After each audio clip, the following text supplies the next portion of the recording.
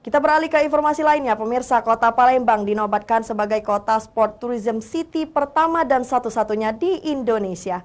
Prestasi ini diraih setelah keberhasilan Kota Palembang dalam mencetak atlet muda berbakat dan sukses menjadi tuan rumah pada beberapa pekan olahraga tingkat nasional. Selain pariwisata, Kota Palembang dikenal juga sebagai kota olahraga, di mana kelengkapan venue olahraga sekaligus banyaknya atlet muda berbakat yang berkiprah di Indonesia. Maka tak heran Kota Palembang pun resmi dinobatkan sebagai Sport Tourism City of Indonesia. Di tahun 2023, ada sebanyak 75 event olahraga yang akan digelar di kota tertua di Indonesia ini, yang terangkum pada kalender olahraga Kota Palembang.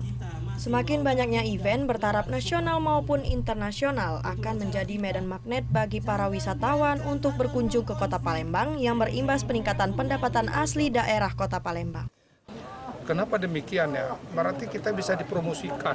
Kita mari Kota Palembang ini menjadi kota yang bisa mempromosikan bahwa dengan event-event olahraga dan wisata semuanya ini akan menjadikan orang-orang menjadi pilihan yang memilih bahwa Kota Palembang ini bisa dijadikan pilihan wisata. Sehingga nantinya orang yang tadinya mereka sudah mengagendakan untuk berlibur, ini kaitan ke pariwisata jelaskan, karena Palembang sudah dinobatkan atau ditetapkan sebagai Sport Tourism City in Indonesia. Tidak ada kota lain di Indonesia yang ditetapkan selain Kota Palembang.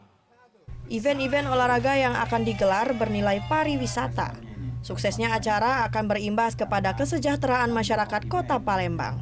Dari Palembang, Erwin Setiawan, iNews melaporkan.